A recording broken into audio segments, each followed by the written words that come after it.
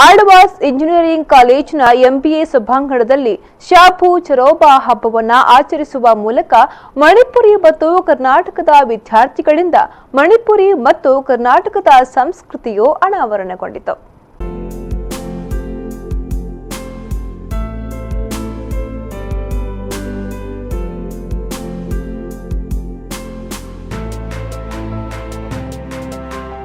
ಮಣಿಪುರದ ಶಿಕ್ಷಣ ಸಚಿವ ರಾಧೇಶ್ಯಾಮ್ ಸಾಜ್ಪುರ್ ಚರೋಬಾ ಹಬ್ಬದ ಕಾರ್ಯಕ್ರಮವನ್ನು ಉದ್ಘಾಟಿಸಿ ಮಾತನಾಡಿ, ಜೀವನದಲ್ಲಿ ಎದುರಾಗುವ ಎಲ್ಲ ಸಮಸ್ಯೆಗಳಿಗೂ ಶಿಕ್ಷಣ ಪರಿಹಾರ ಸೂಚಿಸುತ್ತದೆ.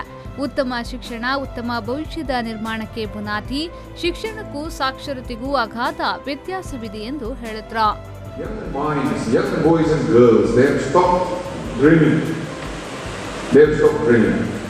They copy this cut and paste system. You should learn how to have a big dreams in your lives, to be a catalyst for positive change, a solution to the problems.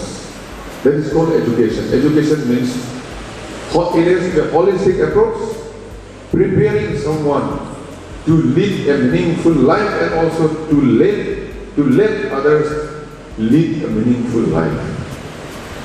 If that is the purpose, then that is called education.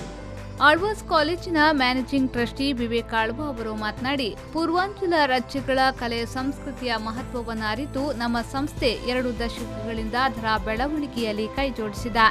ಈ ಕಾರ್ಯಕ್ರಮವು ಅದರ ಒಂದು ಸಾಕ್ಷಿ ರೂಪವಷ್ಟೇ. ಸಣ್ಣ ಸಣ್ಣ ಹೆಜ್ಜೆಗಳಿಂದ ಆರಂಭವಾದ ನಮ್ಮ ಪ್ರಯತ್ನ ಇಂದು ಮಹತ್ತರ ಬದಲಾವಣೆಗೆ ನಾಂದಿಯಾಗಿದೆ ಎಂದು ಹೇಳಿದ್ರು. Even NEPAM, which is the body which is functioning for northeastern issues and support, was also built in this particular place. So this was how the whole walk was. ಶಾಜ್ಪು ಚರೋಬಾ ಹಬ್ಬದ ಆಚರಣೆ ಅಂಗವಾಗಿ ಹಲವು ಸಾಂಸ್ಕೃತಿಕ ಕಾರ್ಯಕ್ರಮಗಳು ನಡೆದವು. ಮಣಿಪುರಿ ವಿದ್ಯಾರ್ಥಿಗಳಿಂದ ಕರ್ನಾಟಕದ ಸಂಸ್ಕೃತಿ, ಕರ್ನಾಟಕದ ವಿದ್ಯಾರ್ಥಿಗಳಿಂದ ಮಣಿಪುರದ ಸಂಸ್ಕೃತಿ ಪ್ರಸ್ತುತಗೊಂಡಿತು.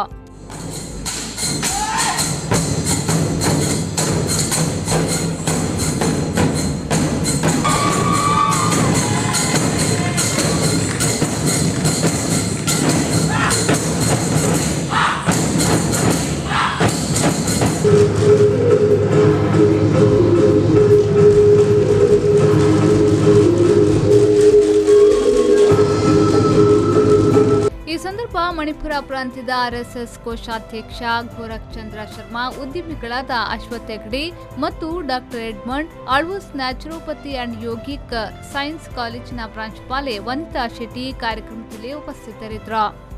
ಪ್ರೇಮಶ್ರೀ, ವಿ4 ನ್ಯೂಸ್ 24/7 ಮೂಡಬಿದ್ರೆ.